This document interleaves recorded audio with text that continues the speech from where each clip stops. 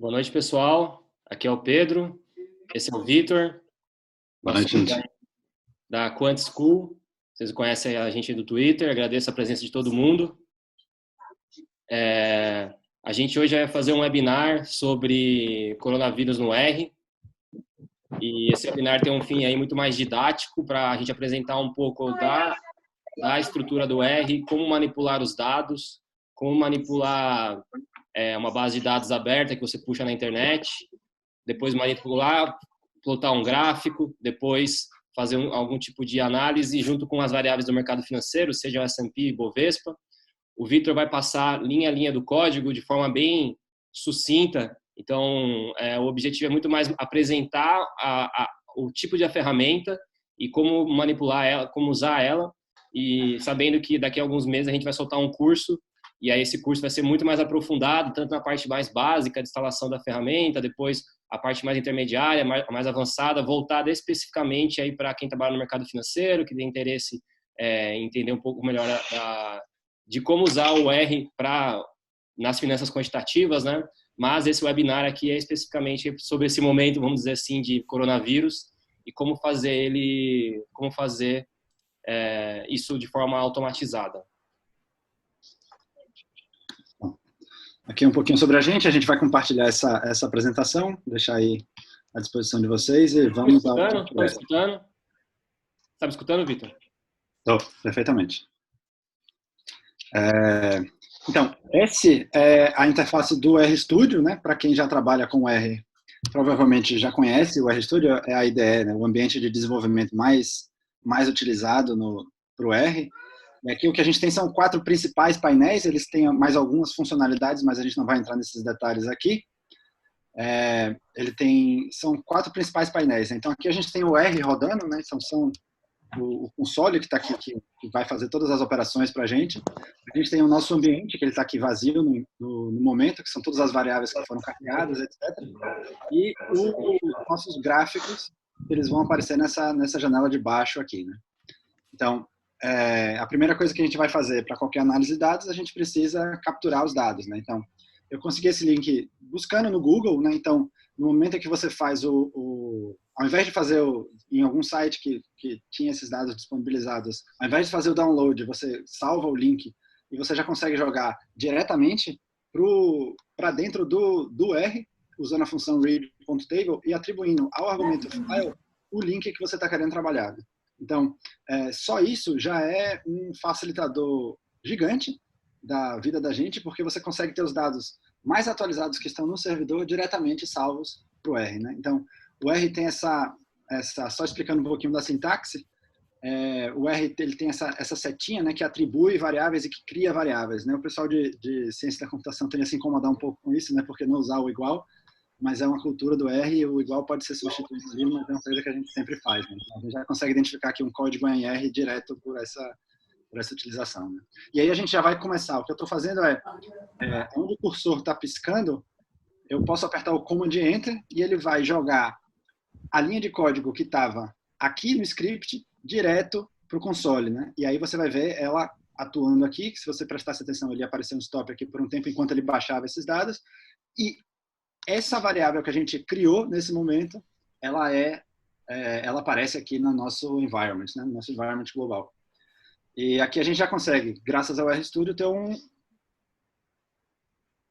um pouco de informação sobre o que seria essa variável, o que é essa base de dados, né? Então a gente tem aqui que são 9.107 observações de 10 variáveis, ou seja, 10 colunas e 9.107 linhas, né? Pensando na estrutura do Excel, que é o que o pessoal tende a estar mais um pouco familiarizado, né? Então, apresentando algumas funções bem tradicionais de analisar, de você começar a sentir qual é a sua base de dados, né? Então você pode usar a função head, que ela mostra as 6 primeiras observações, né? Nesse caso, as observações de cima da base são as observações mais recentes, e a gente já vê um grande valor dessa base, né, que está trazendo os dados do dia, né? Então hoje, no dia 6 de abril, a gente tem os dados do dia 6 de abril, né? Ele tem a informação da data quebrada no formato diferente, né? Esse formato aqui, ele não é reconhecido diretamente pelo R, né? Automaticamente pelo R, ele não reconhece isso como data, ele está aqui como character, a gente vai ver. E aí você tem os casos das mortes registradas no dia e os novos casos registrados no dia, né? Então, se a gente quiser, que é o que a gente vai fazer, observar como é o acumulado de casos, a gente vai ter que fazer alguns tratamentos nessas variáveis, né? E tem também as informações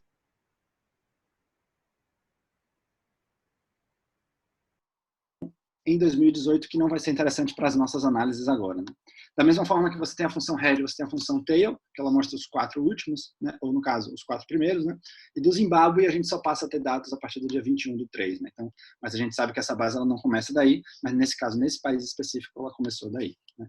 Então, o que eu tinha falado antes sobre a estrutura das variáveis, a gente tem aqui essa função str, que ela é muito utilizada também para você entender qual é a estrutura, né, da sua base de dados, e a gente vê aqui o primeiro problema dessa análise, não o primeiro problema, mas a primeira coisa que a gente vai precisar tratar, que é o fato de que a data está sendo reconhecida como character, né? Então ela não está sendo reconhecida como um objeto do tipo data para o R, né?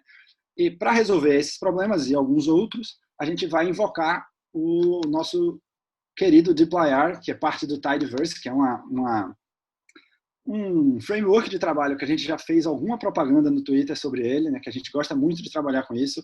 É produto do Hadley Wickham, que fez também, inclusive, o próprio RStudio e algumas outras tantas coisas, né, que ele contribui muito para a comunidade do R. E a gente sabe que esse é um tipo de...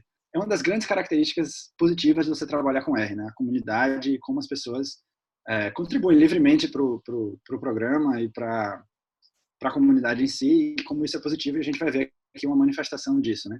Então, a primeira coisa que a gente faz, e aí já é pensando um pouco em estrutura de análise, né, mais do que do R em si, mas de análise de dados, a gente vai tentar deixar o máximo possível essa base de dados, a base de dados raw, né, a base de dados crua que a gente criou, intocada, para que a gente, não precise ficar baixando toda hora os dados que a gente, caso a gente faça alguma análise errada ou exclua uma variável que a gente quer de volta depois. Então, a gente deixa essa base segura lá, guardada, e passa a alterar novas variáveis, né? A gente cria uma nova variável para poder alterar o que a gente quer alterar para as necessidades da análise, né? Então, a primeira função que a gente vai apresentar do dplyr é a função mutate, que ela faz, né, como o nome diz, ela faz pequenas mutações e alterações, cria novas variáveis, né? Nesse caso, a gente vai criar uma nova variável do tipo data, e a gente vai ver, né, do nome data e do tipo data, né? E o que a gente está vendo aqui é essa estrutura de pipelines, né? Ela é um operador que ele não é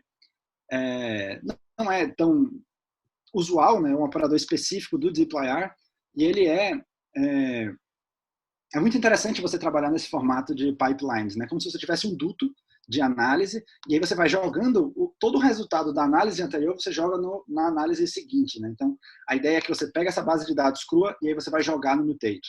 E depois que você joga no mutate, você vai jogar na próxima função, né? Através do concatenador aqui, né? Do operador aqui, e na próxima função, que é a função select. Então, o que a gente está fazendo basicamente é fazendo uma mutação, né, transformando essa base de dados, essa coluna de datas, que estava no formato específico, nesse formato de barras, né, a gente está informando para o R que o formato é esse, transformando ele numa variável do tipo data e salvando na nova coluna chamada data, né? E aí, depois disso, a gente vai selecionar só as variáveis que nos interessam, né? Então, a gente deu uma passada rápida em quais são as variáveis, e a gente vai estar excluindo cada uma delas que não são de interesse para a nossa análise nesse caso, né? Então, é muito importante, né? Eu acho é mais fácil, é mais confortável cognitivamente você trabalhar com só aquelas variáveis que você vai utilizar, né? Você não precisa ficar ao longo do código excluindo variáveis ou se lembrando qual era o nome que você estava usando, se era o GeoID, ou se era o Country and Territories, ou se era o Country Territory Code, etc. Então, o que a gente fez a gente excluiu todas as outras que a gente não vai usar, né? Nesse caso do nome do país, e renomeou o nome do país para Country Name.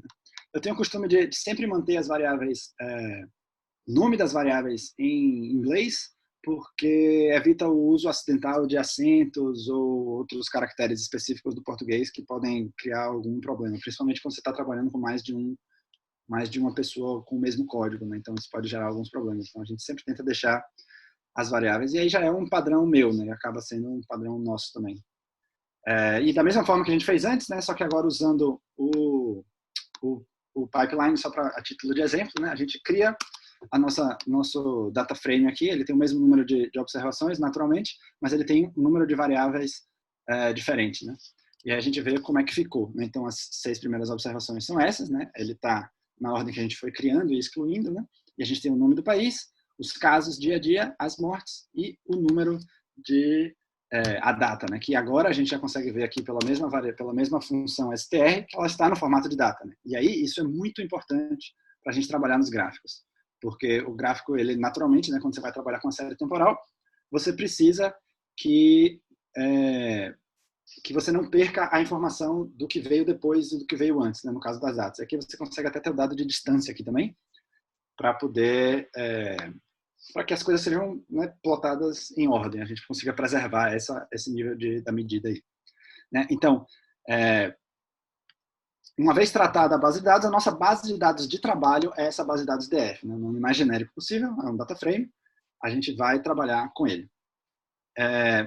E aqui a gente já criou essa base de dados, a gente vai fazer a primeira análise, o primeiro gráfico que a gente vai fazer vai ser o gráfico dos totais acumulados por país, né? Então, se você fosse fazer isso tradicionalmente ou com a linguagem de programação, ou no próprio Excel, você teria que, de alguma forma, iterar nos resultados dia a dia, né? Para cada dia, você teria que somar todos os resultados de todo mundo, de todos os países, no caso, para poder você ter qual foi o total de casos ou o total de mortos nesse dia, né? Então, a variável group by, como o nome já sugere, né? E aí essa é uma outra característica positiva do dplyr, é que as variáveis elas tendem a ser muito autoexplicativas nesse sentido. Ele agrupa por datas e aí ele sumariza de acordo com o que você quer fazer. Nesse caso, somar os casos para que todos os casos sejam os casos de todos os países, né? A ideia aqui é essa. E aí é muito legal, porque até quando você está trabalhando num time multidisciplinar, essa estrutura passo a passo é muito mais tranquila de você sentar com alguém que não é exatamente de tecnologia ou que de uma outra área do saber e explicar para ele o que está acontecendo na base, né? Até para você ter certeza que está tudo correndo bem, que a intenção é analisar nesse sentido mesmo, né? Então, ela é um formato bastante intuitivo a partir do momento que você entende qual é o papel desse operador aqui, né? De como essas coisas funcionam. Então, a gente vai agrupar por datas, sumarizar, desagrupar, porque a gente vai parar de trabalhar data a data e vai passar a trabalhar com a base de dados inteira, né? E fazer o total de casos, né? Que é aquela soma cumulativa. Essa é uma função nativa do R, né? O CumSum, dos casos e das mortes, né? E para manter a integridade entre bases de dados, o que a gente vai fazer é dar o country name de mundo, né? Nesse caso. Então, a gente vai ter que essa base do total, ela é a base de dados que contém os dados do mundo como um todo. Então, vamos ver como é que essa base ficou aqui.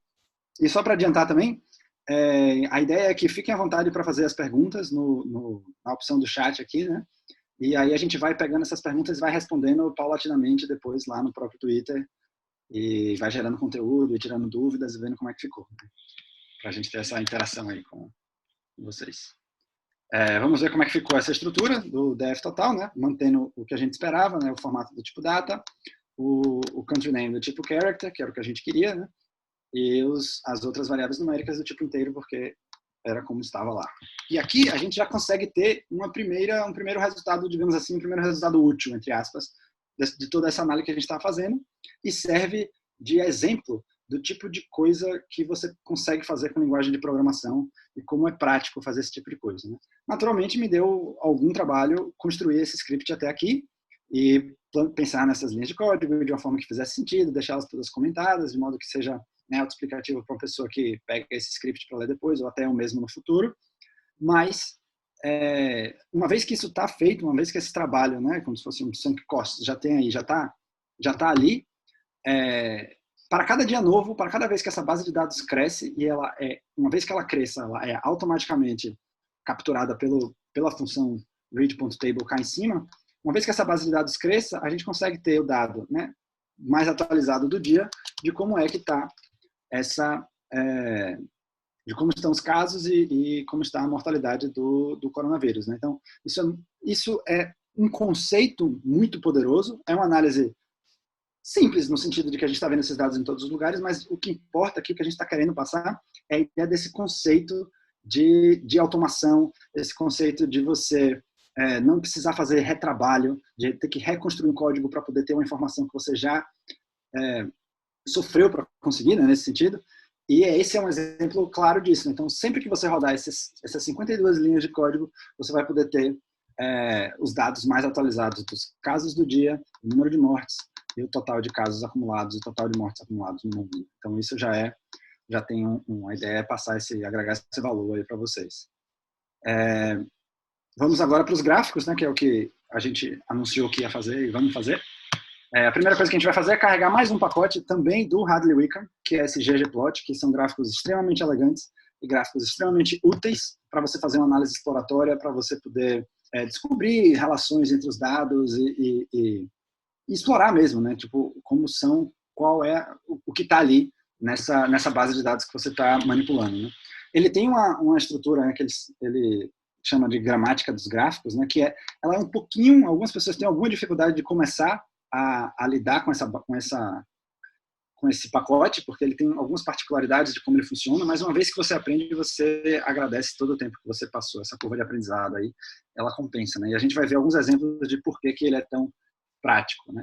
Então, o que a gente está fazendo aqui nada mais é do que atribuindo ao argumento data, né? O nosso DF total, que é o DF com os dados do mundo que a gente acabou de construir, e fazendo um mapeamento entre a partir dessa base de dados, quais são as variáveis, que variável se refere ao eixo X, que variável se refere ao eixo Y, e como que você quer colorir essa variável aqui, né? Então, na primeira parte a gente está mostrando o total de casos, e aí a gente já consegue rodar passo a passo o que cada uma dessas linhas faz, né? Eu acho que é interessante. E aqui já é apresentando uma outra vantagem do RStudio, né? O que você consegue fazer é rodar trechos específicos de código, mesmo que eles não componham uma linha inteira, né? Então, por exemplo, aqui eu estou rodando as linhas 56, 57, 58, mas eu estou deixando de fora o mais que liga todas essas linhas de comando referentes ao ggplot. Então, eu consigo rodar só,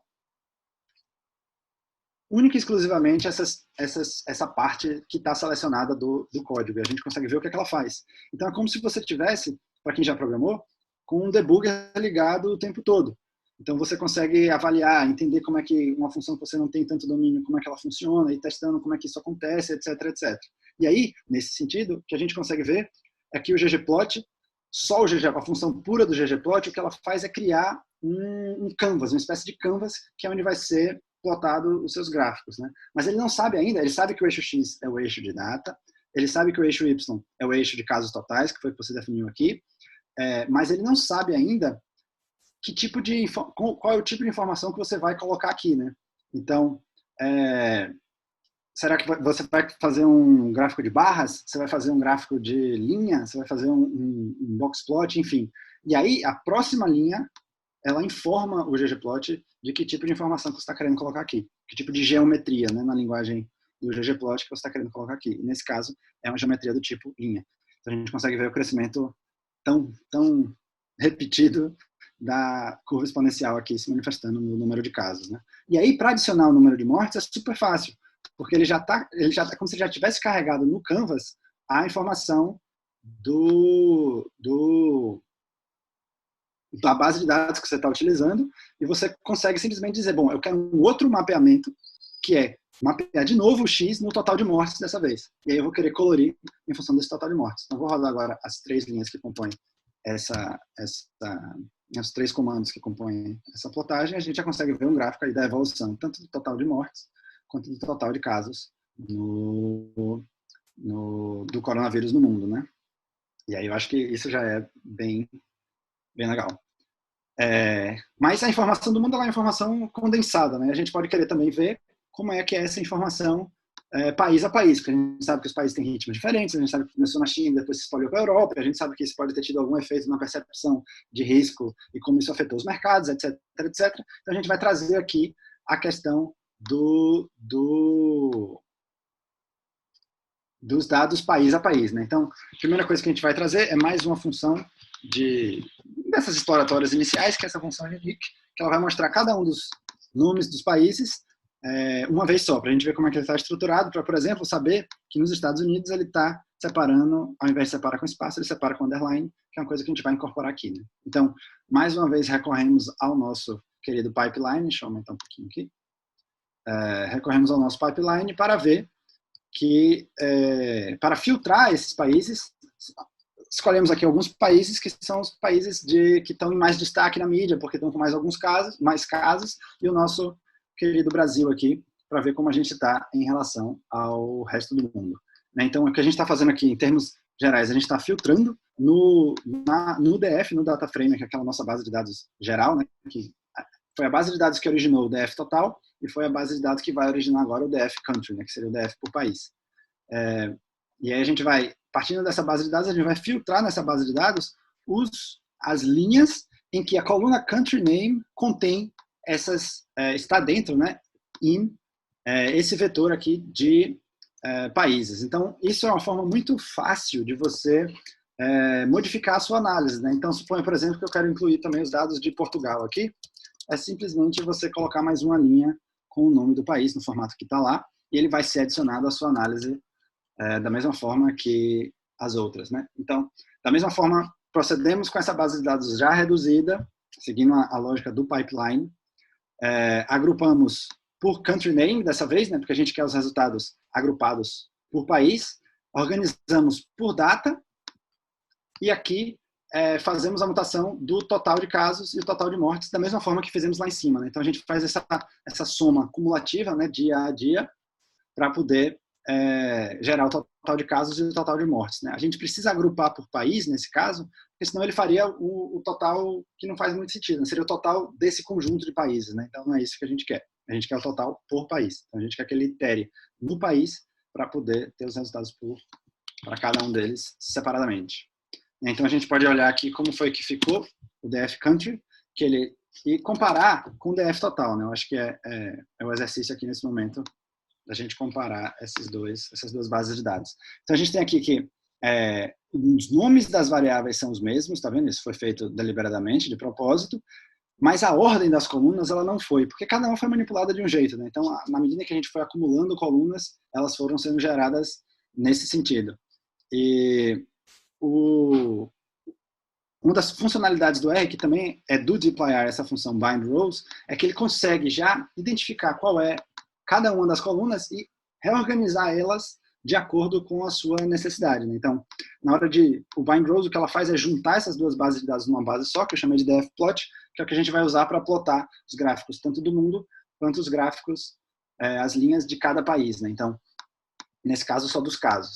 Então, na hora que eu faço esse bind rows, ele consegue inteligentemente juntar as colunas certas nas colunas certas, entre as duas bases de dados, né? Então, a gente consegue ver aqui como é que ficou o dfplot. Acho que ele só vai mostrar os dados do mundo, né? Porque foi a base de dados inicial, mas a gente consegue ver que está todo mundo organizado de acordo com essa primeira variável que a gente colocou aqui, né? E aí, a gente consegue plotar, dessa vez, de uma forma muito simples, né? Então, você atribui ao argumento data dfplot, né? O argumento está aqui escondido. A gente faz esse mesmo mapeamento e aqui, dessa vez, a gente diz que a cor é a coluna country name. Então, ele já sabe que a coluna country name ela está sendo usada para quebrar esses dados em grupos, né? E aí a gente informa ele da mesma forma, quando a gente rodar só isso daqui, ele vai criar o canvas vazio, né? E quando a gente adicionar mais essa linha, usando o mais aqui, a gente consegue ver que para cada país e para o mundo foi gerada sua própria linha, né? Então, isso é de uma versatilidade imensa, porque você consegue explorar a sua base de dados, se ela estiver bem estruturada, de uma forma muito simples, né? Então, são poucas linhas de código que produzem um resultado assim, relativamente complexo em relação à quantidade de programação que a gente colocou aqui, né? Então, a gente consegue ver que os dados do mundo estão estourando, provavelmente espalhados em vários países, consegue ver os Estados Unidos aqui despontando como o principal epicentro do coronavírus, né? Então, são coisas que a gente vê discutidas e que a gente consegue perceber acontecendo aqui agora, né? Então, vamos proceder para os dados do mercado, né? E, mais uma vez, a gente vai trazer uma biblioteca muito interessante do R. Essa é uma biblioteca muito poderosa e que foi uma das perguntas que a gente teve lá no Twitter, no Twitter do Quant School, que era justamente como conseguir base de dados, né? Como conseguir dados para poder fazer algumas análises, etc, etc. Tem todas as ressalvas de estar trabalhando com bases de dados gratuitas, né? Claro que são exercícios didáticos, eles servem ao propósito de exercícios didáticos, mas são bases de dados ricas, né? Então, o QuantMod, ele vai, por padrão, usando essa função getSymbols, atrás dos dados do Yahoo, né? Se vocês olharem ali, um dos argumentos é o source Yahoo, src Yahoo, que está ali no meio. Ele vai na base do Yahoo Finance e busca essa informação. Então, a primeira coisa que a gente precisa saber é qual é o ticker do índice ou do ativo que a gente está atrás, né? Então, você precisa buscar aqui no Yahoo Finance para ter certeza qual é o ticker, o símbolo que ele está usando, né? Então, no caso do S&P, o padrão dele é utilizar o circunflexo GSPC. Sempre o circunflexo ele é usado para índices, né? Então, o GSPC, e quando a gente coloca preenche esse argumento aqui, ele vai criar uma base de dados já com os dados do S&P, né? E aqui, novamente, a gente fez questão de usar o data frame, porque o dado ele vem originalmente em XTS, que é um formato muito bom para você trabalhar com séries temporais. Só que a gente não quis entrar aqui, né, é um webinar só de 40 minutos, a gente não quis entrar aqui na complexidade de mais uma estrutura de dados, que era diferente e tal, e a gente preferiu trabalhar com o data frame padrão, que é com o que todo mundo se familiariza quando começa a trabalhar com R, né, nesse sentido. Então a gente forçou ele a estar no formato de data frame, e aqui a gente criou essa variável do tipo data frame, forçou ele a estar no data frame, e essa variável S&P 500 foi o nome que a gente atribuiu, né? O nome é a sua escolha. E a gente consegue ver aqui também que é uma base de dados atualizada, né? São 8h30, então a gente ainda não tem os dados de hoje, mas na virada do dia eles sempre aparecem. Os últimos dados são os dados de sexta-feira, e a gente já consegue ter um dado, pelo menos até ontem, ter as informações que a gente quer analisar aqui no caso do S&P, né? A gente vai fazer alguns tratamentos na base. Acabei de ser avisado aqui que eu tenho mais 10 minutos. A gente vai fazer alguns tratamentos rápidos na base, ou seja, a gente vai setar uma variável do tipo data com base nas linhas dessa base de dados, porque ela não está como variável aqui, ela está como nome das linhas. Filtrar os dados a partir do dia 1º de janeiro e selecionar apenas o close, né? Porque ela tem o close, o open, o high, o low, o volume e o valor ajustado, que nesse momento não vão interessar para a gente. Então, rodando aqui. E a gente tem o dado da ponta, né? O dado da tail, que são os últimos dados aqui. Além disso, a gente vai baixar também os dados do Ibovespa, para a gente ver como ele se comportou nesse período tão conturbado que a gente está vivendo, né? Então, a gente tem que os dados do Ibovespa, ele está com alguns dados do tipo missing, né? Que são dados faltantes, não é? O NA, not available. E isso acontece por questões de feriado, que não tem pregão da Bovespa, mas tem pregão lá fora, então ele fica com dado missing aqui, enfim, né? A gente consegue resolver isso usando NA.omit. Eu já vi que não é dados que vão comprometer as análises que a gente está fazendo aqui. E aqui é a mesma coisa, né? Setando uma variável do tipo data, filtrando ela para ser apenas do ano de 2020 e trabalhando apenas com dados de fechamento, né? Que é mais do que suficiente nesse caso. E a gente vai fazer uma primeira tentativa de juntar essas duas informações, né? Então, note que a gente repetiu a mesma informação anterior para gerar esse gráfico que vocês estão vendo aqui na tela, mas a gente adicionou mais uma linha, né, usando o G-Online, e aí você começa a ver essa versatilidade do ggplot em ação, né? Porque o que a gente tinha feito até então, todos os dados eles estavam contidos na mesma variável, né? Então aqui a gente está fazendo juntando dados de variáveis diferentes, né? No caso do dado do DF Country e do DF do data frame do S&P 500 de 2020, né? Então a gente consegue pegar dados de vários lugares e juntar nesse ggplot, né?